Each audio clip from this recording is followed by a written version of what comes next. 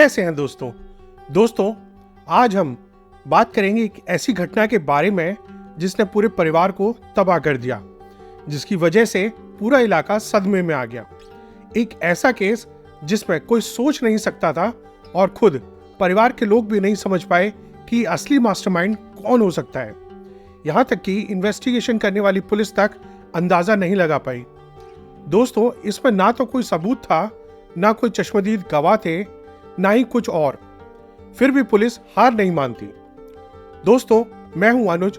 आज हम बात करने वाले हैं दिक्षित जरीवाला केस के बारे में। दोस्तों, ये कहानी गुजरात के डायमंड सिटी सूरत की है। यहाँ पार्ले पॉइंट इलाके की सर्जन सोसाइटी में 55A एक घर था जहां पर जरीवाला फैमिली रहती थी। जरीवाला सूरत के सबसे बड़े कपड़ों के व्यापारियों में से एक माने जाते थे। दिक्षित जरीवाला की कटरगम नामक जगह पर खुद की टेक्सटाइल फैक्ट्री भी थी। दिक्षित जरीवाला महज 25-26 साल की उम्र में ही अच्छे खासे मुकाम तक पहुंच गया था। दिक्षित की शादी हो चुकी थी। उसकी पत्नी का नाम वेल्सी जरीवाला और इन दोनों की 1.5 साल की एक छोटी सी बेटी भी थी। सब कुछ सही चल रहा था। घर में धन दौलत की कोई भी कमी नहीं थी। 27 जून 2016 इस दिन घर पर दिक्षित, पत्नी वेल्सी और बेटी 3 ही लोग थे।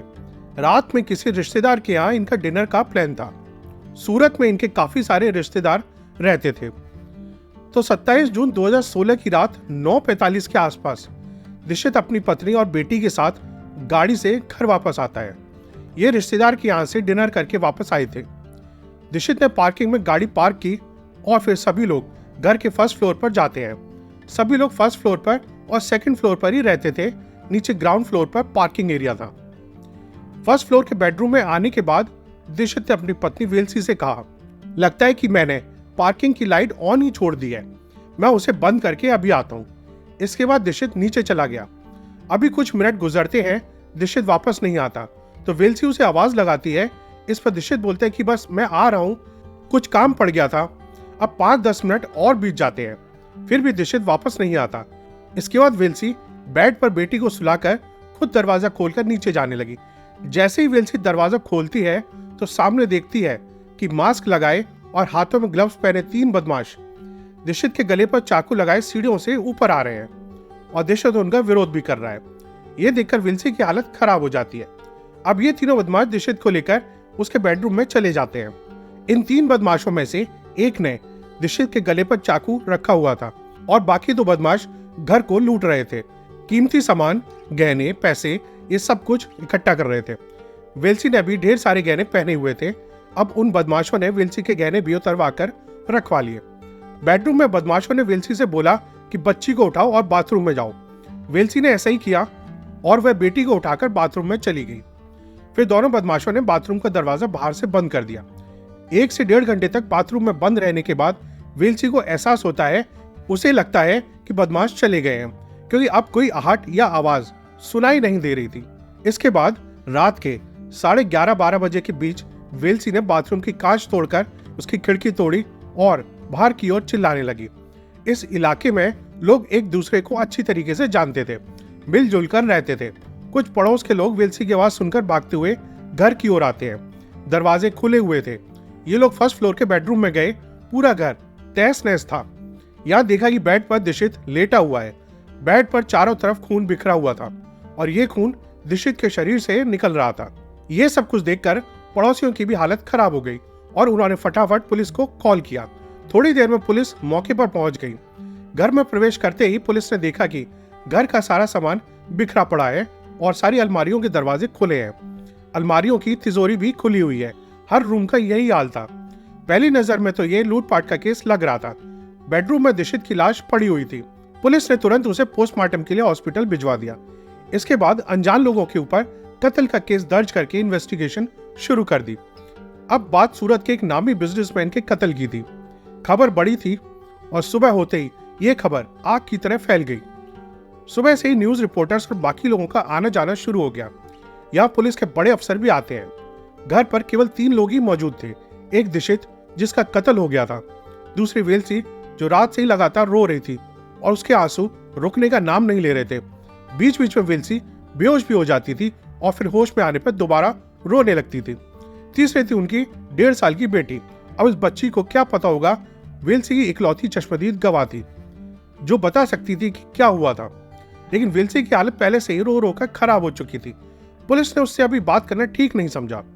घर में इनके अलावा दिशित के माता पिता भी रहते थे, लेकिन वो घूमने के लिए मॉरिशस गए हुए थे 24 जून को, यानी घटना से 3 दिन पहले। पुलिस ने पड़ोसियों से बात की। इनको भी अंदाजा नहीं था कि हुआ क्या है। सभी लोग अंधेरे में थे। उसके बाद पुलिस ने आसपास के सीसीटीवी कैमरा देखना शुरू कर दिया। इसी दौरान इनको इसमें एक अहम चीज दिखाई देती है। वो लुटेरे घर से थोड़ी दूर किसी और घर के कैमरे में कैद हो गए थे। इसमें दिखा कि 9:46 को दिशित अपनी कार से घर की ओर जा रहा था। पीछे से एक ऑटो रिक्शा इनका पीछा करते हुए आ रहा था। गाड़ी घर की ओर चली गई, लेकिन ऑटो पहले ही रुक गया। कुछ सेकंड के लिए ऑटो यहीं पर रुका रहता है और फिर टर्न लेकर वापस चला जाता है जिस रास्ते से वो ऑटो आया था। पर कुछ मिनटों बाद उसी रास्ते से 2 लोग दिशित के घर की ओर जाते हुए दिखते हैं। एक के हाथ में बैग था और दूसरे का हाथ खाली था। कैमरा इनके पीछे था, इसलिए इनका चेहरा पता नहीं चल पाया। ये लोग 9:50 के बीच घर में गए। फिर 11:30 बजे के आसपास जिस गाड़ी से दिशित अपने घर आया था, वही गाड़ी बाहर की ओर जाते हुए दिखती है, क्योंकि उसका कत्ल हो गया था और वो बदमाश गाड़ी लेकर भाग गए होंगे। पुलिस ने पूरे घर की छानबीन करना शुरू कर दिया। हर बारीकी को ध्यान से देखा जा रहा था। सबसे पूछताछ की गई। 2-3 दिनों बाद जब मामला थोड़ा शांत हुआ और दिशित की पत्नी वेल्सी भी थोड़ी संभलती है, तो पुलिस ने उससे वारदात के बारे में पूछताछ की। वेल्सी ने वही कहानी सुनाई जो मैंने आपको शुरू में बताई थी कि रिश्तेदार के यहाँ से डिनर करके ये अपने घर पहुंचे। दिशित ने कहा पार्किंग की लाइट बंद करने जा रहा हूँ। फिर उसके गले पर 3 बदमाश चाकू रखकर ऊपर आए और लूटपाट के लिए वेल्सी और उसकी बेटी को बाथरूम में बंद कर दिया। आगे वेल्सी को नहीं पता कि क्या हुआ था, क्योंकि ये बाथरूम में बंद थी। रिश्तेदारों और पड़ोसियों से पूछताछ करने के दौरान पुलिस को कुछ अजीब चीजें पता चलती हैं। पहला तो ये कि जिस रात को कत्ल हुआ उस समय सूरत में कोई भी रिश्तेदार मौजूद नहीं था और दिशित के घर के बाकी लोग भी विदेश गए हुए थे।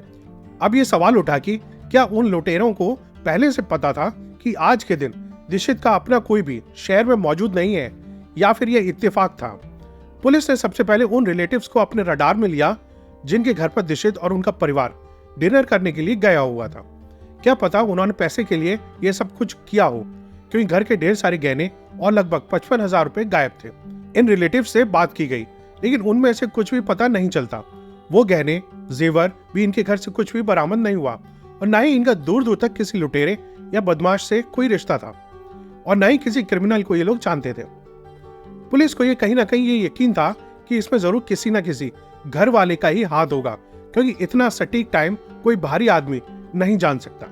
एक तरफ से 25 साल की वेल्सी जरीवाला, जिसकी 3 साल पहले ही शादी हुई थी और उसकी 1.5 साल की बेटी थी, एक ही रात में इनकी पूरी जिंदगी तबाह हो गई।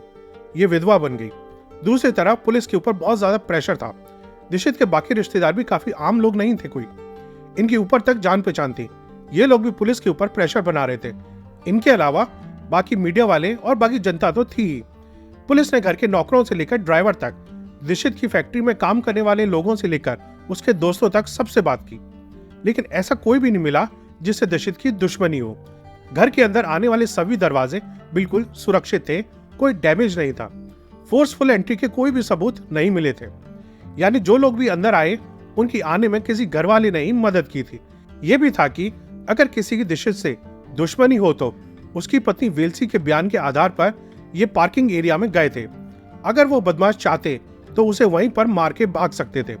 उसकी गर्दन पर चाकू रखकर ऊपर नहीं आते। अगर ये लोग ऐसे लूटपाट करने के इरादे से आए थे तो इनके अंदर डर भी होना चाहिए था कि घर में और लोग भी हो सकते थे, पर ऐसा नहीं था। इन्हें अच्छे से पता था कि उस वक्त घर में कौन और कितने लोग हैं। यह भी इशारा करता है कि काम अंदर वाले ने ही किया है और कत्ल करके लूटपाट की शक्ल दे दी है। अगर देखें तो ये सच में लूटपाट करने के लिए आए थे तो दिशित का कत्ल क्यों किया और वेल्सी और उसकी बच्ची को क्यों छोड़ दिया, जबकि वेल्सी इनके खिलाफ गवाही भी दे सकती थी। लूटपाट में तो इन्होंने घर के सारे जेवर, वेल्सी के जेवर, गहने सब कुछ लूट लिया था। वहीं डॉक्टर्स के अनुसार जब उन्होंने हॉस्पिटल में दिशित के शव को देखा था तो उस वक्त उन्हें सोने की चेन, कड़ा, अंगूठी, महंगी घड़ी, उसके पैंट के पर्स में कई सारे ATM कार्ड्स, बाकी कीमती चीजें रखी हुई थी। लुटेरे इन चीजों को क्यों नहीं ले गए? ये साबित करता है कि वो लूटपाट के इरादे से नहीं आए थे। दुश्मनी में भी किसी का पता नहीं चल रहा था। 2 दिनों तक तो पुलिस बिल्कुल अंधेरे में ही रहती है। उधर वेल्सी का भी रो रो कर बुरा हाल हो चुका था। पुलिस को भी इस पर दया आने लगी थी कि इतनी सी उम्र में इस बेचारी का घर उजड़ गया, पर अब क्या कर सकते हैं। इन्होंने वेल्सी के बयान के आधार पर ही जांच दोबारा शुरू कर दी। वेल्सी ने कहा था कि दीक्षित पार्किंग की लाइट ऑफ करने के लिए फर्स्ट फ्लोर से ग्राउंड फ्लोर पर गए थे। पुलिस ने जब इसे वेरीफाई किया तो देखा कि पार्किंग एरिया का एक स्विच फर्स्ट फ्लोर पर भी है। यहाँ से भी ऑन ऑफ कर सकते हैं। लाइट बंद करने के लिए नीचे जाने की जरूरत नहीं पड़ती। फिर दीक्षित नीचे क्यों गया? कहीं वेल्सी झूठ तो नहीं बोल रही है? इसी में पुलिस की नजर एक और चीज पर गई। वेल्सी के अनुसार उस वक्त 3 बदमाश घर पर आए हुए थे, लेकिन जो सीसीटीवी से पता चला उसमें केवल 2 ही बदमाश दिख रहे थे। इसमें वेल्सी ने झूठ बोला। वेल्सी के अनुसार वो बदमाश दीक्षित को नीचे से पिटाई करते हुए, हाथापाई करते हुए ऊपर लेके आ रहे थे, फिर गले पर चाकू रख दिया। दीक्षित चश्मा लगाता था। जिस तरह का सीन वेल्सी ने बताया था उस हिसाब से दीक्षित का चश्मा ग्राउंड फ्लोर पर या सीढ़ियों पर कहीं और गिर जाना चाहिए था, लेकिन जब पुलिस स्पॉट पर पहुंची थी और देखा तो वहां पर दीक्षित ने चश्मा पहना हुआ था। अगर एक पल के लिए मान लें कि अगर लुटेरों को किसी दूसरे जानकार ने भेजा था तो उन्होंने दीक्षित को इतनी बेरहमी से क्यों मारा? पोस्टमार्टम के हिसाब से दीक्षित के सर और उसकी कमर में 8 बार चाकू मारा गया था। गले पर भी चाकू चलाए गए थे। इतनी गहरी दुश्मनी अगर दीक्षित से थी तो उसकी पत्नी भी वहीं मौजूद थी। वेल्सी के अनुसार उसे और उसकी बेटी को बदमाशों ने बाथरूम में बंद कर दिया था। आस पड़ोस के लोगों ने भी कोई हलचल या आवाज नहीं सुनी थी। यह भी एक सबूत था कि वो बदमाश घर के अंदर आसानी से घुसे थे, न कि जोर जबरदस्ती से। पुलिस भी ये सोच नहीं सकती थी कि उनका शक एक महिला पर जाएगा जो पिछले 2 दिनों से बेतहाशा रो रही है, जो 25 साल की उम्र में ही विधवा हो गई। तफ्तीश के 60 घंटों के अंदर दीक्षित की पत्नी वेल्सी पर पुलिस का शक आ जाता है। उसे पुलिस स्टेशन बुलाकर अच्छे से पूछताछ की जाती है। शुरुआती समय में वेल्सी ने सारे इल्जामों से मना कर दिया कि ऐसा कुछ भी नहीं हुआ है, बल्कि वह ऐसा क्यों करेगी? उसकी अभी 1.5 साल की बच्ची है। घर में सब कुछ ठीक चल रहा था। कभी पति से लड़ाई झगड़ा नहीं हुआ, ना ही सास ससुर से कोई विवाद हुआ। पुलिस को गलतफहमी हो रही है। वैसे भी कोई टारगेट करके पुलिस ने इन्वेस्टिगेशन नहीं किया था। कड़ी से कड़ी जुड़ने पर ही वेल्सी शक के घेरे में आई थी। इसके बाद पुलिस इससे सब कुछ बताती है कि जो भी इन्वेस्टिगेशन में उन्हें पता चला था। कुछ ही घंटों के अंदर वेल्सी टूट गई। उसने मान लिया कि वो कत्ल इसी ने ही करवाया था। वेल्सी के जानने वाले जितने भी लोग थे, चाहे वो इसके ससुराल के हों या मायके के, किसी को भी यकीन नहीं हो रहा था कि वेल्सी ने ही अपने पति का कत्ल करवाया है। पहले तो वेल्सी पुलिस को बताती है कि कत्ल कैसे कैसे हुआ, कैसे कैसे क्या क्या चीजें हुई थी। 27 जून 2016 की रात रिश्तेदार के यहाँ से घर पर आने के बाद दीक्षित, वेल्सी और उनकी 1.5 साल की बेटी तीनों फर्स्ट फ्लोर पर जाते हैं। अंदर आने के बाद बच्ची को दीक्षित के गोद में थमा दिया और बोला कि आप चलिए, मैं दरवाजा बंद करके आती हूँ। इसके बाद दीक्षित बेडरूम में चला गया बेटी को सुलाने के लिए। इधर वेल्सी ने दरवाजे को बंद कर दिया था, लेकिन लॉक नहीं किया था। सीसीटीवी के अनुसार 9:46 के आसपास दीक्षित अपनी फैमिली के साथ घर पे पहुंचा था। 9:48 के आसपास 2 बदमाश घर में आए। चुपचाप ये सीधे बेडरूम में जाते हैं। वेल्सी के सामने ही इन्होंने दीक्षित पर हमला कर दिया। ये पूरी तैयारी के साथ आए हुए थे। इनके हाथों में ग्लव्स और चेहरे पे मास्क पहने हुए थे। बैग में मिर्ची का पाउडर भी था। दीक्षित को विरोध करने का मौका ही नहीं मिला। वेल्सी अपनी गोद में बेटी को लिए पति को मरते हुए देख रही थी। आखिर इसकी अपने पति से ऐसी कौन सी दुश्मनी थी कि ये इतनी निर्दयी हो गई? खैर, कत्ल होने के बाद इसने अपने सारे गहने बदमाशों को उतार कर दे दिए। घर के सभी लॉकर्स के गहने और बाकी पैसे भी दे दिए। पूरे घर को तहस नहस करने में मदद की। ये सारी चीजें पुलिस को गुमराह करने के लिए की जा रही थी ताकि लूटपाट का केस लगे। पर वेल्सी ने दीक्षित के पहने हुए गहने उतारना भूल गई। घर की हालत बिगड़ने के बाद वेल्सी ने अपने पति की कार की चाबी बदमाशों को दे दी। इसके बाद इसने बाथरूम में जाकर उन बदमाशों से कहा कि दरवाजा बाहर से बंद कर दो। फिर बदमाश दीक्षित की गाड़ी से 11:30 बजे के आसपास भाग जाते हैं। आगे पुलिस ने दीक्षित की गाड़ी डुमास रोड के आसपास से बरामद की। वो बदमाश गाड़ी को यहीं छोड़कर फरार हो गए थे, क्योंकि कई दिनों से गाड़ी रोड पर लावारिस हालत में खड़ी हुई थी, तो किसी ने पुलिस को इन्फॉर्म कर दिया। फिर रजिस्ट्रेशन नंबर से गाड़ी के मालिक के बारे में पता चला। वेल्सी की बदौलत 1-2 दिनों के अंदर ही वो बदमाश भी पकड़े जाते हैं। इसमें जो मेन था वो था सुकेतु मोदी और दूसरा उसका खुद का ड्राइवर था धीरेन्द्र सिंह चौहान। आखिर इन दोनों बदमाशों में और वेल्सी में ऐसा क्या संबंध था कि इन तीनों ने मिलकर दिशित का कत्ल कर दिया? तो दोस्तों, ये कहानी शुरू होती है वेल्सी और दिशित की शादी से पहले। वेल्सी और सुकेतु शादी से पहले से ही एक दूसरे से बहुत प्यार करते थे, पर इनकी शादी नहीं हो सकती थी। इसकी वजह थी दोनों ही दूर के रिश्तेदार थे, एक तरह से ये कजिन थे। अब जो कि इनकी रिश्तेदारी एक ही थी, तो शादी करना इम्पॉसिबल था। फिर भी इन्होंने अपने अपने घर पर बात करी, लेकिन घर वाले नहीं माने। आगे जब वेल्सी के परिवार को लगा कि कहीं बेटी भाग ना जाए, इसलिए इन्होंने फटाफट दिशित नाम के लड़के से जनवरी 2013 में शादी करवा दी। शादी काफी धूमधाम से हुई। वेल्सी के परिवार को लगा कि नए रिश्तों से जुड़ने से वेल्सी पुराने रिश्तों को भूल जाएगी, लेकिन काफी हद तक ऐसा होता भी है। धीरे धीरे वेल्सी अपने पुराने प्यार को शादी के बाद भूलने लगी। सब कुछ ठीक चल रहा था। दिशित भी उससे बहुत प्यार करता था। समय के साथ इन्हें एक बेटी भी हो गई। घर गृहस्थी भी वेल्सी अच्छे से संभाल रही थी। धीरे धीरे शादी को 2-2.5 साल हो गए। 2016 के शुरुआती महीनों में वेल्सी और सुकेतु किसी फैमिली फंक्शन के दौरान वापस से मिलते हैं। क्योंकि दोनों की रिश्तेदारी एक ही थी, तो इत्तेफाक से इनकी मुलाकात हो गई। अब इनमें वापस से वो पुराना प्यार जाग गया। वैसे वेल्सी की शादी के बाद सुकेतु की भी शादी उसके घर वालों ने करा दी थी, पर सुकेतु और उसकी पत्नी के रिश्ते कुछ ठीक नहीं थे। घटना वाले दिन से कुछ दिनों पहले भी सुकेतु की पत्नी अपनी मायके चली गई, तो वेल्सी और सुकेतु घटना के 5 महीने पहले मिलते हैं। इस मुलाकात से इनकी पुरानी यादें ताजा हो जाती हैं। इन्होंने एक दूसरे से नंबर शेयर किए और व्हाट्सएप पर चैटिंग करना शुरू कर दिया। कॉल्स पर भी बातें करने लगे। मौका देखकर ये होटल्स में भी अकेले मिलते थे। फिर से ये अपने पुराने रिश्ते में आ गए। भूल गए कि उनकी शादी हो चुकी है और वेल्सी की एक बेटी भी है। अब इनमें दोबारा से एक होने की चाहत जाग जाती है। अगर वेल्सी चाहती तो दिशित को डाइवोर्स देकर सुकेतु से शादी कर सकती थी, लेकिन ऐसा करने से समाज में इसकी बदनामी होती। ऊपर से जो धन दौलत दिशित की है, जिससे वेल्सी ऐशो आराम कर रही है, वह भी चला जाएगा। वेल्सी को अपना पुराना प्यार सुकेतु भी चाहिए था और अपने पति की धन दौलत भी, लेकिन दोनों एक साथ कैसे मिले? इन्होंने बहुत सोच समझकर तय किया कि दिशित को रास्ते से हटाना पड़ेगा। ऐसे सांप भी मर जाएगा और लाठी भी नहीं टूटेगी। अब ये लोग प्लानिंग करना, साजिश करना शुरू कर देते हैं। दिशित की मौत से 5 महीने पहले ये लोग मिले थे। इतने में ये सब कुछ हो गया। पहले तो ये तय किया गया कि भाड़े के बदमाशों को बुलाकर कत्ल कराएंगे, लेकिन अगर वो पकड़े गए तो इनका भांडा फूट जाएगा। उन बदमाशों के पुलिस रिकॉर्ड्स भी होंगे। पुलिस उन्हें आसानी से पकड़ सकती थी। इसके बाद सुकेतु ने फैसला किया कि यही अपने प्यार के दुश्मन का अंत करेगा। अब ये तो ऐसा अकेले नहीं कर सकता था, इसलिए उसने अपने ड्राइवर धीरेन्द्र सिंह चौहान को प्लान में शामिल कर लिया। कत्ल के 2 दिन पहले सुकेतु और धीरेन्द्र ने दिशित के घर की आसपास से चेकिंग भी करी। दिशित का कत्ल करना आसान नहीं था, क्योंकि इस इलाके में लोग मिलजुल कर रहते थे। काफी चहल पहल होती थी। दिशित के घर पर भी लोग अक्सर उसके रिश्तेदार आते जाते रहते थे। 24 जून तक तो सारे फैमिली मेंबर्स मॉरिशस घूमने चले गए। अब 27 जून को वो खराब दिन, वो मनुष्य दिन आता है, जिस दिन सभी रिश्तेदार भी शहर से बाहर चले गए थे। अचानक से यही तारीख सेट हुई। वेल्सी हर पल की खबर अपने आशिक, अपने प्रेमी को फोन पर दे रही थी।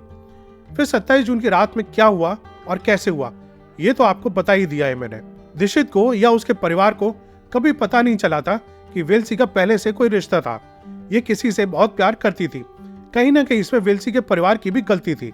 क्यों इन्होंने ये बात सबसे छुपाई?